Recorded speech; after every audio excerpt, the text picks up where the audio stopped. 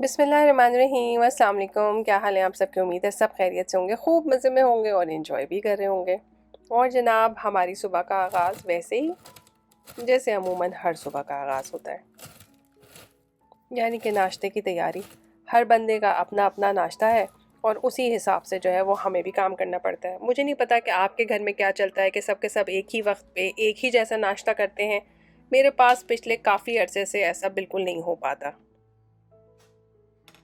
हर बच्चे की मसरूफ़ियत, हर बच्चे की पढ़ाई, उसकी उठने के टाइम, उसके सोने के टाइम इस कदर मुख्तलिफ हैं और ख़ास तौर पे समर वेकेशन में तो चीज़ें और ज़्यादा कॉम्प्लिकेटेड हैं। मैं ख़ुद थोड़ा सा लेट उठ रही हूँ, तो अमूमन सुबह में मैं होती हूँ, हुसैन होते हैं और मेरे हस्बैंड। वही सुबह-सुबह उठते हैं और नाश्ता करते हैं। बाकी सब लोग जैसे-जैसे उठते जाते हैं, उसी हिसाब से उन्हें नाश्ता मिलता रहता है।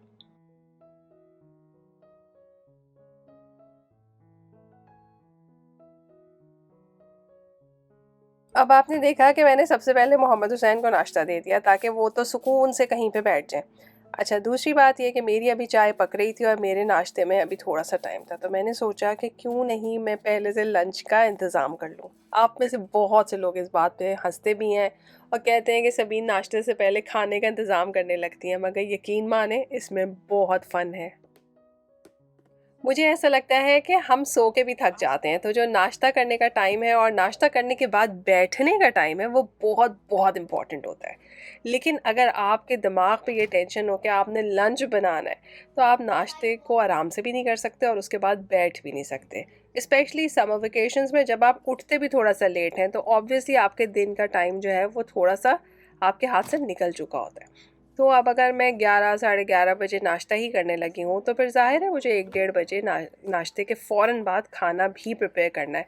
क्योंकि बहुत सी पब्लिक जो इस वक्त सुबह से उठ के जॉब पे गई हुई है या कुछ और काम कर रही है, उसे डेढ़ 2 बजे खाना चाहिए। उसे नहीं फ़र्क पड़ता इस बात से कि आप 11 बजे उठे या साढ़े 11 बजे उठे।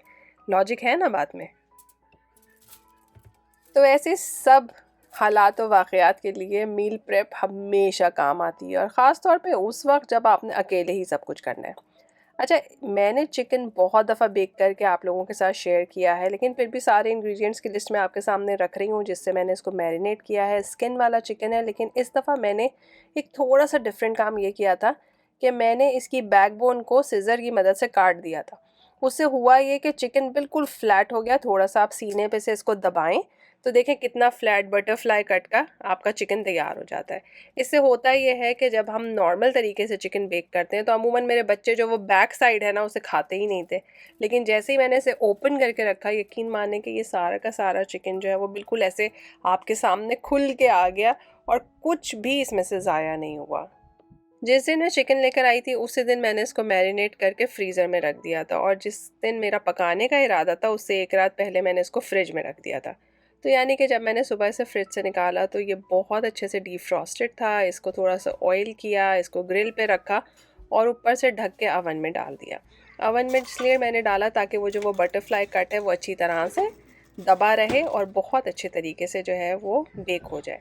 तो हम 400 फ़ारेनहाइट पे इसको 40 मिनट्स के लिए बेक करेंगे और उस दौरान मैंने बेबी पोटैटोज़ जो होते हैं उनको अच्छी तरह से धो के कट कर लिया है। थोड़े से चिली फ्लेक्स डालें, नमक डालें, काली मिर्च डालें, ऑरिगेनो डालें, ऑयल डालें। जैसे भी आप इसको सीज़न करना चाहते हैं वैसे आप इसको सीज़न करके रख दीजिए।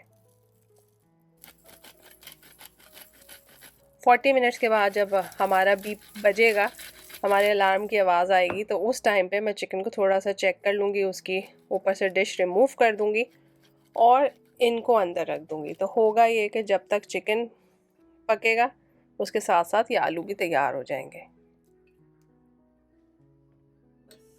आप लोगों ने नोट किया है कि मुझे कितना टाइम लगा ये करने में? यकीन माने जितनी देर में आपने इसको देखा है उतना ही टाइम लगा है। चिकन अगर ऑलरेडी मैरिनेटेड और डिफ्रॉस्टेड था तो आपने ज़्यादा से ज़्यादा उसको ग्रिल पे रखना है। आलू धोए, काटे और उसको थोड़ा सा सीज़न कर दिया। चिकन का जितना मैरिनेट है उसको आप अच्छी तरह से जो है वो ड्राई कर लें तो एक मज़ेदार सा सॉस तैयार हो जाएगा।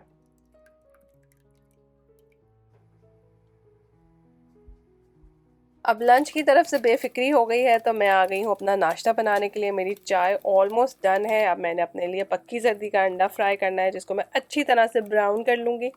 और उसके साथ में एक स्लाइस को टोस्ट करूँगी।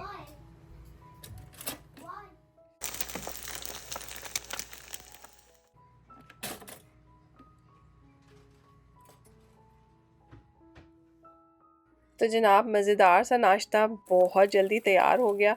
अगर मैं रात का कोई सालन या रोटी नहीं खाती हूँ तो फिर यही मेरा ऑलवेज़ गो टू नाश्ता है और यही मैं हमेशा करती हूँ। मेरे अलावा चाय की सौंफ किसी को अच्छी नहीं लगती, उसकी खुशबू उसकी महक तो सबको पसंद है मगर खाना पसंद नहीं है।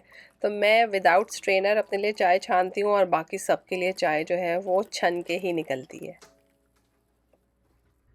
अच्छा, साथ साथ ही मैंने दाल जो है वो भी रख दी थी प्रेशर कुकर में कि वो पकती रहेगी। इमली भी भिगो दी है। अब इनको ढक देंगे, अपना नाश्ता लेंगे और जाके मज़े से बैठ के खाएंगे। उतनी देर में हमारी दाल का प्रेशर भी लग जाएगा और जो हमने सॉस बनने के लिए रखा है वो भी ड्राई हो जाएगा और ऑब्वियसली चिकन तो है ही अवन के अंदर।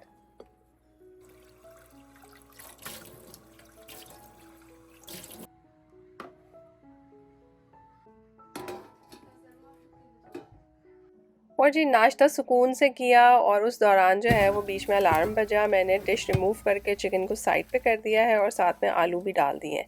तो नेक्स्ट 15 मिनट्स के अंदर चिकन भी खुला हुआ पकेगा तो अब उसके ऊपर ब्राउनिंग हो जाएगी, अच्छा सा ब्राउन सा चिकन होके निकलेगा। और जो मैंने ऊपर ट्रे रखी थी उसके साथ थोड़ा सा जो है वो स्किन का पोर्शन लग गया था जो हमारे बच्चों ने उतार के बहुत शौक से खाया। तो जब हमारा पूरा 55 मिनट्स हो जाएंगे तो हम चिकन को बाहर निकालेंगे और चेक करेंगे। अच्छा, चिकन जो है वो गोरों के हिसाब से तो बहुत जल्दी भी पक जाता है लेकिन हम बिल्कुल देसी पाकिस्तानी स्टाइल में पकाते हैं। 180 डिग्री सेंटीग्रेड क्रॉस कर जाता है ना, क्लोज टू 200 होता है इसका इंटरनल टेम्परेचर, तो फिर मुझे लगता है चिकन पक गया है। और दूसरा निशानी ये है कि जब आप चिकन को दबाएंगे तो उसमें से कुछ पिंक कलर नहीं निकलेगा, बिल्कुल जूस जो निकलेगा वो क्लियर होगा, ट्रांसपेरेंट होगा। और चिकन के किसी भी पार्ट पे आप थर्मामीटर रखेंगे तो वो 160 180 को क्रॉस करेगा। तो इंटरनल टेम्परेचर हर जगह पे जो है वो हाई होगा। इसका मतलब है पूरा चिकन अंदर तक आपका गल गया है। और इसको आपने फ़ौरन नहीं खाना, आप इसको ढक के रेस्ट दें ताकि इसके जूसेस जो हैं वो उसके अंदर क्या कहना चाहिए, ट्रैप हो जाए, उसी के अंदर रहें। और आप आलू भी देख लीजिए, आलूओं को आप चाहें तो बहुत ज़्यादा क्रिस्पी भी कर सकते हैं। अच्छा, चिकन की डिश में भी बहुत सारा सॉस होता है तो उसे भी मैंने उस सॉस में शामिल कर दिया जो मैंने रिड्यूस किया था और उसे मज़ीद मैंने पकने रख दिया ताकि और थोड़ा सा गाढ़ा हो जाए। यहाँ पे दाल भी पक गई थी। दाल के अंदर मैंने डाल दिया है इमली का पानी। आपको पता है कि खट्टी दाल बननी तो बहुत ज़रूरी है और उसके ऊपर अच्छा सा बघार लगना उससे भी ज़्यादा ज़रूरी है। बघार आप घी से भी लगा सकते हैं। लहसुन और लाल मिर्चों का कलर चेंज हो जाए तो आप डालें इसमें ज़ीरा। ज़ीरा थोड़ा सा कड़कड़ाए तो उसमें डाल दीजिए कड़ी पत्ता। कड़ी पत्ता मेरे पास फ्रोज़न है। 1 सेकंड में जो है वो बघार तैयार हो जाता है।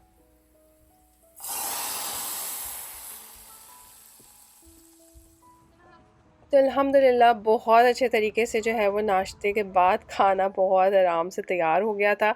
और उसके बाद तकरीबन 4 सवा 4 बजे जो है वो मुझे जाना था वॉलमार्ट। ज़ाहिर है बैक टू स्कूल की हिसाब किताब स्टार्ट है, कुछ ग्रॉसरीज़ भी करनी है, कुछ मेरे जहन में एक ख़ास किस्म का प्लान भी चल रहा है जो होपफुली अगले वीक मैं आपके साथ शेयर कर सकूँगी। तो कुछ मैं मीटअप भी रखना चाह रही थी, कुछ उसके लिए नई रेसिपीज़ ट्राई करना चाह रही थी। तो आपको इन सब चीज़ों के लिए प्लानिंग की भी ज़रूरत होती है, चीज़ों की भी ज़रूरत होती है, अपने बजट को भी देखना होता है। तो ये सब चीज़ें जो है ना वो साथ साथ चलती रहती हैं। तो हम सब के सब जो है वो गए थे वॉलमार्ट और मैं चेक करी थी कि ज़रा अमरूदों का साइज़ देखें। मतलब कराची के मलीर के अमरूद अगर किसी ने खाए हुए हैं तो ये बेचारे गरीब से अमरूद अच्छे ही नहीं लगते। और जनाब इस आयल में खड़े होके तो मैं सुबहान अल्लाह ही कह रही थी कि अल्लाह ताला आपकी शान है कि कितनी तरह की और कितने रंग की मिर्चें हैं और आपने सिर्फ एक कुन कहा था और पूरी की पूरी दुनिया बन गई थी। क्या कमाल की बात है। ये रहा पैशन फ्रूट। और अगर आपने अभी तक पैशन फ्रूट नहीं देखा है तो देख के खुश हो जाएंगे कितना खुश शक्ल है, बल्कि ये खुश जायका भी होता है। पैशन फ्रूट के जूसेस आजकल बहुत कॉमन है। दूसरा, वॉलमार्ट में आजकल बड़े मज़ेदार किस्म की चीज़ें आ रही हैं। वहाँ पे चिकन समोसे ये सारी की सारी चीज़ें जो है ना वो अवेलेबल हैं। मैंने सुना था कि चिकन भी हलाल है but I am not sure. तो इसलिए मैं इस किस्म की चीज़ों पे पंगे लेती ही नहीं हूँ जिसके बारे में मुझे कंफर्म ना हो कि चीज़ें हैंड स्लॉटेड और हलाल हैं। तो इस वजह से बस समोसों का मुझे पता था कि वेजिटेरियन समोसे हैं, पर हमने ख़रीदे नहीं क्योंकि हमें पता था हम घर में इतनी अच्छी चीज़ पका कर आए हैं, हमने जाके वो खानी थी। समोसे खाते तो हमारी भूख ही भाग जाती। बच्चे अमूमन ग्रॉसरी पे आना बिल्कुल पसंद नहीं करते हैं, लेकिन अगर उनके इंटरेस्ट की चीज़ें ख़रीदी जा रही हों तो बड़े शौक़ से आते हैं। और मेरा ख़्याल है इंसान की फ़ितरत ही यही है, जहाँ दिलचस्पी हो वहीं पे दिल लगता है, वरना भागते हैं उस जगह से, है ना? मेरे और आपके साथ भी तो ऐसे ही है।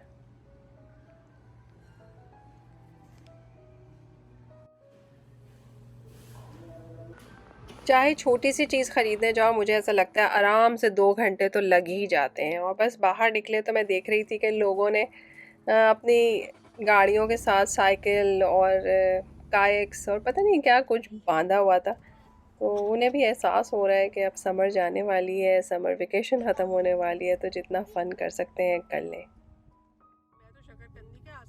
लास्ट व्लॉग में मैंने कहा था समंदर के किनारे का सनसेट कितना खूबसूरत होता है, तो साथ ही अल्लाह मियाँ ने मुझे नेक्स्ट डे ही दिखा दिया कि सनसेट हर जगह पे खूबसूरत है। ज़रूरी नहीं है कि आप समंदर के किनारे ही रहते हो, ऐसे ही राह चलते भी अगर आपको सड़क के किनारे सनसेट नज़र आए तो वो भी उतना ही हसीन लगता है ना। और जनाबे वाला आ गए घर, चूँकि नाश्ता लेट किया था और मैंने लंच स्किप किया था। वैसे भी मैं लंच करती नहीं हूँ, मैं एक अजीब से टाइम पे खाना खाती हूँ जो मेरा लंच और डिनर दोनों को कवर करता है, जैसे कि 5:30-6 बजे के अराउंड। तो देख लीजिए, फिर मैं अपने लिए लंच की प्लेट बना रही हूँ। नॉर्मली हम इसके साथ वाइट प्लेन राइस बनाते हैं, मगर मैंने एक दिन पहले मटर और आलू वाले चावल बनाए थे, वो काफ़ी सारे पड़े हुए थे। मुझे लगा कि ज़रूरत नहीं है कि अभी आप और कुछ बनाएं, तो पहले मैंने सोचा था इसके साथ में खूब अच्छा सा सैलेड बनाऊंगी, पर वो भी मैंने स्किप कर दिया क्योंकि फिर बहुत ज़्यादा खाना हो जाए तो खाया नहीं जाता। सैलेड बहुत ही ज़्यादा आपको फिल कर देता है, ऑलरेडी इतने सारे पोटैटोज़ तो थे ही, ऊपर से चावल में भी आलू थे, मटर थे, तो बस यहाँ पे जो है वो सैलेड की हमने डंडी मारी। और माशाल्लाह अल्हम्दुलिल्लाह बहुत अच्छा खाना खाया हमने, अल्लाह ताला का लाख लाख शुक्र है। एक दिन पहले हमने ये मटर वाले चावल अलोन खाए थे, हमें तब भी बहुत मज़ा आया था। अगले दिन हमने चिकन के साथ खाया, हमें उतना ही मज़ा आया। तो बस मेरा ख़्याल है सारा का सारा कमाल पर्सपेक्टिव का होता है कि आप कैसे सोचते हैं और कैसे अल्लाह की अता की हुई नेमतों का हर वक्त शुक्र अदा करते हैं। अच्छा, ऐसा हो नहीं सकता कि अब आप अपने घर में मज़े मज़े का खाना पकाएं और कुछ मीठा ना बनाएं। आप लोगों ने नोट किया होगा कि हमारे घर में बाहर से आने वाला मीठा बहुत कम है। मोस्टली वही सब कुछ हम खाते हैं जो घर में बनाते हैं, और उसमें भी देसी मीठे तो बहुत ही रेयर बनते हैं, स्पेशली दावतों में, क्योंकि वो मैं ही खाने की शौकीन हूँ। हमारे बच्चे जो हैं वो मोस्टली केक और इस तरह की चीज़ों में इंटरेस्टेड होते हैं, और अल्हम्दुलिल्लाह अब तो बच्चियों ने भी सीख लिया है, आप सब ने भी सीख लिया है। तो 1 बोल चॉकलेट केक बनाना तो बिल्कुल एक हाथ की बात रह गई है कि बच्चियाँ फटाफट बना लेती हैं, और साथ में वनीला केक का भी बैटर बनाया है। क्योंकि लास्ट टाइम मैंने जो मार्बल केक बनाया था, आप यकीन करें वो एक दिन में ख़त्म हुआ था। तो बच्चे इतना उसको याद कर रहे थे, और मुझे खुद भी मार्बल केक अच्छा लगता है, तो मैंने कहा चलो मार्बल केक बनाओ बैठ के। अच्छा, 2 बैटर बनाने में ना बड़ा फ़ायदा हो जाता है। एक तो ये कि आपने केक बनाया और उसको ओवन में रख दिया। 25 मिनट से पहले आपने ओवन का डोर नहीं खोलना होता, वरना केक बैठ जाता है। तो 25 मिनट के लिए जो है वो केक तो अंदर चला गया। उस 25 मिनट में हमने क्या किया कि हमने केक बैटर से सारे मफ़िन्स के लाइनर लगाए और मफ़िन ट्रे को भर लिया। पहले वनीला से और चॉकलेट से भरा, उसके बाद जो थोड़ा-थोड़ा सा डोंगों में लगा हुआ रह जाता है ना, उससे हमने जो है वो उनका मार्बल इफ़ेक्ट दिया। साथ ही हमने पीनट बटर के छोटे-छोटे से टीस्पून जो हैं वो 2-3 कपकेक्स के अंदर डाल दिए। मैं नेक्स्ट वीक में कोई चीज़ प्लान कर रही हूँ, तो मैं एक्सपेरिमेंट करना चाह रही थी कि अगर हम अपने बैटर के अंदर पीनट बटर डालते हैं तो कपकेक कैसे बिहेव करेंगे? बहुत ही भर जाएँगे, एक्सप्लोड करेंगे, शक्ल ख़राब हो जाएगी, क्या होगा?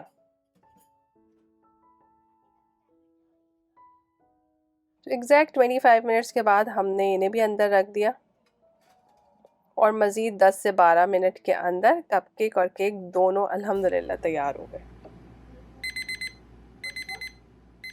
माशाल्लाह हमारा एक्सपेरिमेंट भी अच्छा रहा, कहीं कुछ एक्सप्लोजन नहीं हुआ और पीनट बटर बहुत अच्छा उसने रिज़ल्ट दिया, सबको बहुत मज़ा आया। तो आई होप आज का व्लॉग और आज की रेसिपीज़ आपको पसंद आई होंगी। मील प्रेप ज़रूर किया करें। यकीन माने खाना ज़िंदगी में बहुत अहमियत रखता है, मगर आप खुद भी बहुत अहम हैं। तो अपने ऊपर काम करें, अपने लिए आसानियाँ पैदा किया करें, अपने लिए आसानी की दुआ मांगा करें और दूसरों को भी आसानी देने की कोशिश किया करें। खुशी जो है वो आपके अंदर से ही आती है। जब हम उसे किसी चीज़ या किसी इंसान के साथ मंसूब कर देते हैं ना, फिर बड़ी मुश्किल हो जाती है, कि अगला आदमी तो आपके लिए कुछ करने को राज़ी ही नहीं होता, तो फिर अब आप कभी खुश ही नहीं होंगे। ऐसा तो नहीं होता ना। तो फिर अपने ऊपर भी टाइम लगाया करें, अपने लिए कोई हॉबीज़ ढूंढें, घर के काम भी करें और अपने आप को ग्रूम भी करें। तो खुश रहिए, आबाद रहिए। फिर मिलेंगे एक नए मज़ेदार से व्लॉग में। अल्लाह ताला आप सबको खैर और बरकत से नवाजे। फिर मिलेंगे। अल्लाह हाफिज़।